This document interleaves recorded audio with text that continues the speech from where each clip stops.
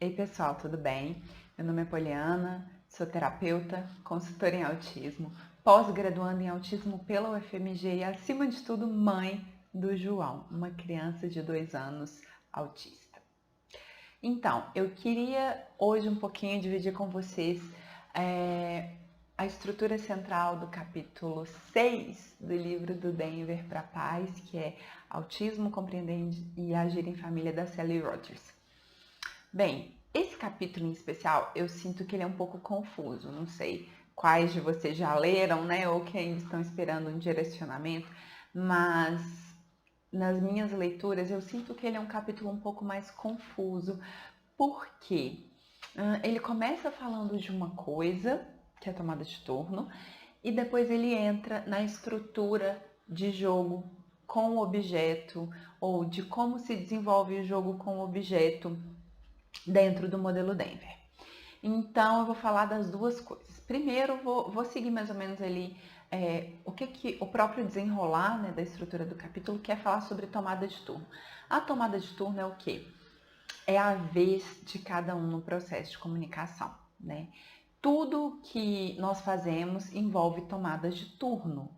Desde sorrir para uma pessoa e esperar o sorriso dela em troca para agradecer ou para compartilhar algo, quanto no trânsito, na hora de dar seta, esperar, entender se o outro motorista entendeu o sinal ou não, emitir algum ato de comunicação, piscar o farol falando, vai lá, e aí a gente vai. Ou embicar o nosso carro, né, quando a gente está sendo mais atrevido, e ver se o motorista vai diminuir a velocidade dele, de entender quais sinais de comunicação o outro está emitindo. Isso serve para tudo, gente. Isso serve para uma conversa, para eu entender quando é a minha vez de entrar no assunto, quando eu posso entrar no assunto, quando as outras pessoas que estão conversando já terminaram o que elas precisavam falar, para que eu possa fazer um comentário ou dar a minha opinião, para também entender a vez que eu tenho que parar de falar sobre uma coisa porque eu já estou sendo incômodo, já estou sendo, sabe, inconveniente. Envolve jogos mesmo. Minha vez de bater, é a vez do outro de bater, minha vez de jogar uma carta, é a vez do outro de jogar uma carta. Envolve as rotinas sensórios sociais, né, que a gente falou dela no último vídeo. Porque nas rotinas sensórios sociais tem alguém, um adulto, oferecendo uma sensação. Mas tem outra pessoa que precisa comunicar que deseja continuar naquela atividade ou naquela troca para que a brincadeira continue. Então, as tomadas de turno, ou a vez de cada um, né, a marcação do período comunicativo de cada um, é a base de toda comunicação social.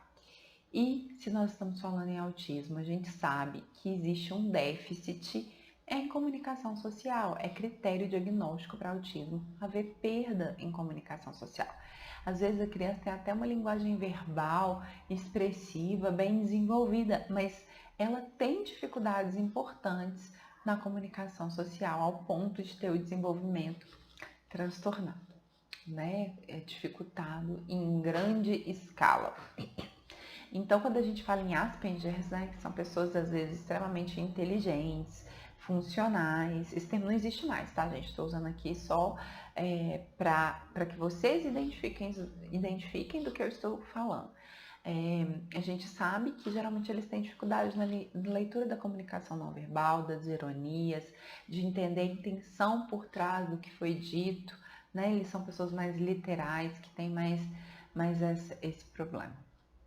Então, isso é parte do quadro do autismo. Por isso é tão importante trabalhar tomada de turno, trabalhar a vez de cada um no processo comunicativo, muitas vezes marcada por linguagem não verbal. Gente, bebezinhos de 2 meses já entendem isso. Quando a gente faz uma brincadeirinha com eles, e a gente para, o que eles fazem? Olha, um sorri, quero mais tia, ou quero mais mamãe.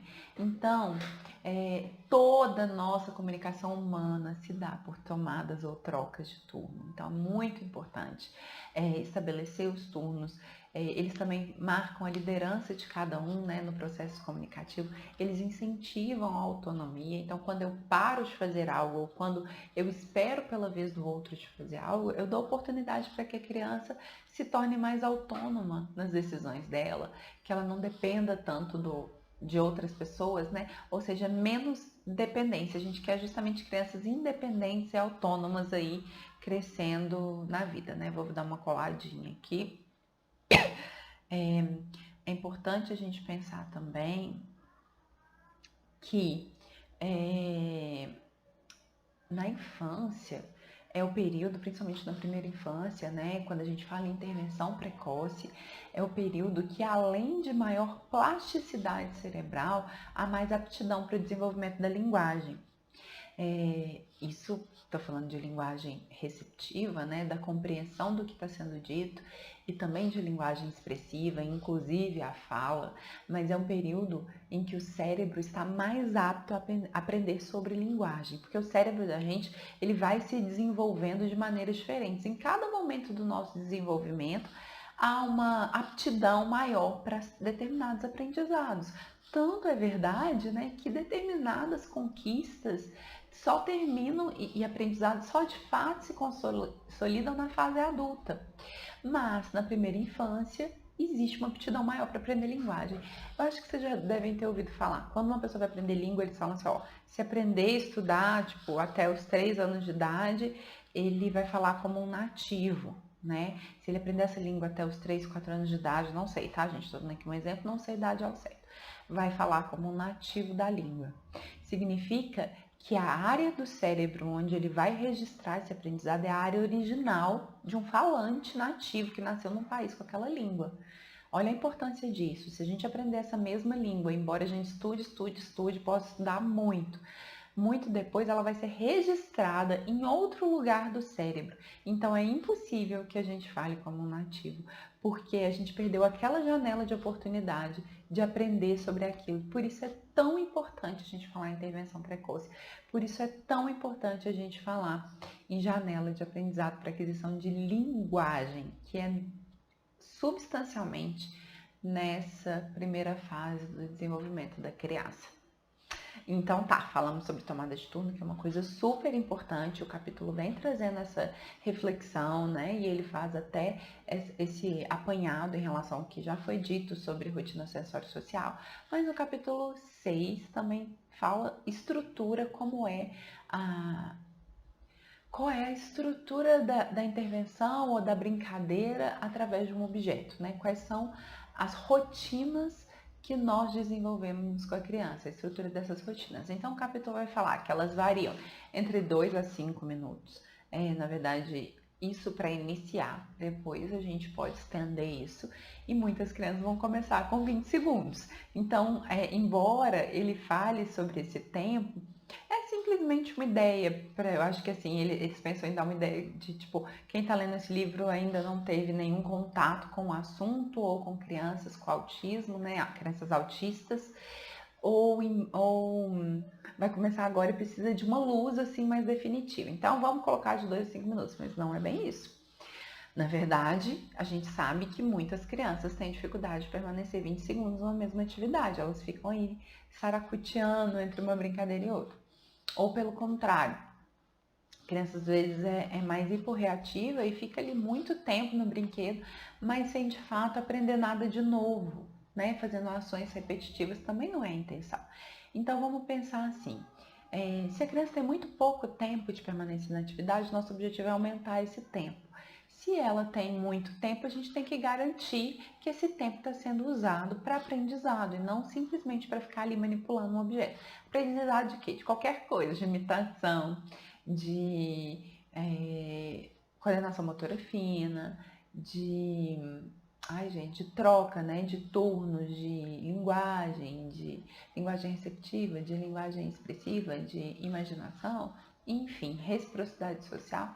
Todas essas habilidades que a gente quer ensinar para uma criança autista, né? Então, vamos lá. Como que é a estrutura dessa atividade? A atividade com objeto, ela se desenvolve em preparação, tema, variação e encerramento ou transição. Então, a gente tem que pensar, primeiro, né, como a gente já falou, controlar o ambiente, tirar os distrativos, apresentar 2 opções de jogo para a criança, seguir a liderança da criança se ela começar a brincar com um objeto, se ela estiver manipulando um objeto, se juntar a ela nesse jogo. E justamente a preparação é isso. O que é a preparação? Alguém pega um brinquedo e começa a brincar com ele, fazer algo com esse brinquedo. Ou objeto, né? Não precisa ser necessariamente um brinquedo, pode ser uma panela. Pegou aquele objeto, selecionou e está ali manipulando aquele objeto. Essa é a preparação. Então, um começou a fazer algo, o outro segue, né? Então, se eu comecei a fazer algo, eu faço um imã para que a criança venha. Se a criança começou a fazer algo, eu sigo a liderança dela e vou ali me direcionar ao objeto. E aí, essa é a preparação do jogo, tá? Selecionamos o objeto e estamos juntos ali. O que é o tema? O tema é uma ação que a gente vai executando com o objeto. Varia demais, é bater, toque, toque, toque, toque, toque, rolar alguma coisa para frente e para trás, para frente e para trás. Espremer uma massinha, smack, smack, smack, smack. O tema pode ser tira, smack, smack, smack, smack, tira, tira e esmaga, pode ser o tema, né? O tema pode ser bate, já falei bate, eu não sei, a pessoa tá ficando louca.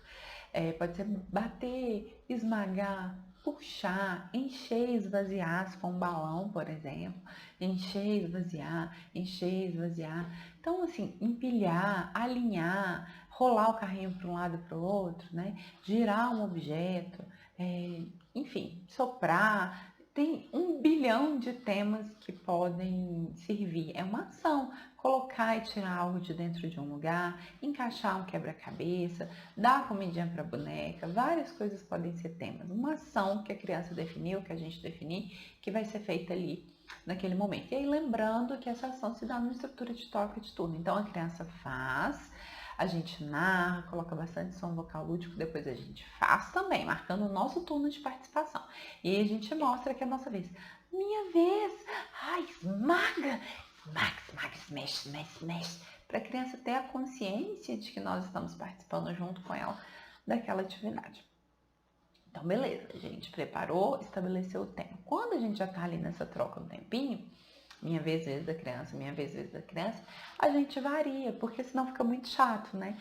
Então a gente tá ali colocando os blocos, derrubou, variou o tema, né? E ali, coloca, coloca, coloca. O tema é colocar. Eu coloco uma, a criança coloca outra. A criança teve dificuldade, a gente ajuda. Coloca aqui, ó, dá suporte, vai aumentando os graus de suporte, dá suporte físico, faz ela colocar e depois vai derrubar e derrubou, a gente pode derrubar, a gente pode deixar a criança variar também, ela mesma pode estabelecer uma variação e a gente seguir a variação dela. É muito comum que os meninos, eles mesmos escolham um caminho a seguir de variação e aí a gente só segue, né, eles nessa variação que eles decidiram. Mas a variação para a coisa não ficar chata, monótona, não ficar desinteressante, né, que pode acontecer. Então esse é o objetivo da variação. Para variar, o que a gente faz para variar um jogo que tem um determinado tema? A gente pode trazer outro objeto para o jogo. Então, se a gente estiver esmagando massinha, a gente traz um dino que vai comer a massinha. Ou então a gente pode mudar a velocidade. Então, a gente está colocando, coloca os blocos. Coloca bem rápido.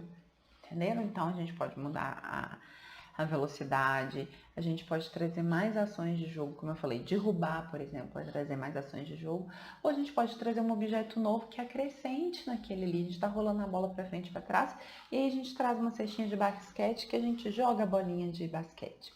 E depois que a gente variou, o que a gente faz? A gente volta, principalmente se a gente deu suporte para poder fazer a variação, se a gente precisou subir nível de suporte, dar suporte físico, né? Pegar a mãozinha da criança e fazer ela variar com a gente volta no tema. Porque é o tema que garante uma motivação para a criança, uma previsibilidade do que vai acontecer depois. Então, a gente está variando, mas a gente vai voltar aqui, que é a sua segurança e é o que você gosta de fazer, e aí a gente volta a imitar a criança, volta lá no capítulo 4. Imita, narra, dá ajuda mais um pouquinho para ela não se sentir invadida, né? e depois a gente faz outra variação quando a motivação dela voltar a subir. E aí nesse esquema a gente variou uma vez, variou duas, variou, sei lá. Quando a gente começar a perceber pela leitura dos sinais não verbais que a motivação da criança está caindo, que ela já não está mais interessada, ela estava ali brincando, mas ela começa a olhar para lá, procurar outro objeto na sala, ou ela começa a se fechar muito em si mesma e não trocar com a gente, né? Já não tem mais reciprocidade, a gente encerra. Então a gente pode encerrar ou fazendo uma transição para uma nova atividade, né? De uma forma bem natural. Por exemplo, se a gente estava brincando de massinha, aí a gente volta a, sei lá, tava dando comidinha pro Dino, aí a gente começa a brincar com o Dino. O Dino vai ser uma brincadeira lúdica que a gente vai desenvolver depois de brincar de esmagar a massinha. Ou então a gente volta, a gente encerra e fala, acabou, vamos guardar, ajuda a criança a guardar os objetos, né? A gente ajuda ela a recolher os objetos e aí a gente encerra a atividade e fala, vamos escolher outra coisa? Você quer escolher? Você quer brincar de outra coisa? E se der, a gente encaixa uma rotina sensório-social, porque o que a Sally Rogers fala é que o ideal é que seja uma atividade com objeto, uma atividade sensório-social, para que a motivação se mantenha sempre alta, a energia se mantenha alta. E aí, eu anotei aqui também que eu queria falar com vocês, que um brinquedo com várias ações de jogo, ele facilita a variação. Então, a gente tem um brinquedo que aperta, encaixa, rola, é mais fácil, porque se a gente tiver um brinquedo que só dá uma oportunidade de ação, fica bem mais difícil variar, né? Então, jogos em que tem diversas ações de jogo é mais fácil. Que a gente não pode se esquecer de narrar o que o filho está fazendo, o que a gente está fazendo, porque a gente está acendendo aí a motivação, a percepção da gente dessa troca com a criança. Não tentar tirar o objeto que a criança está brincando para propor outra atividade, ou mesmo mudar a atividade que a criança está fazendo para que a gente quer. Então, se a criança está pegando a massinha, aquela massinha, né, e amassando, a gente amassa com ela, a gente não vai, não, vamos construir um boneco de neve? Ah, sim, ó, coloca aqui. A gente pode usar isso como variação. Mas primeiro a gente entra no jogo da criança, a gente respeita o que ela está fazendo, a gente valida a maneira que ela quer brincar. E depois de fazer isso, a gente mostra uma variação. Olha, vamos fazer um boneco de neve? Coloca aqui, sua vez, coloca isso, muito bem. Agora vamos esmagar o boneco de neve. Esmaga, esmaga, esmaga, esmaga.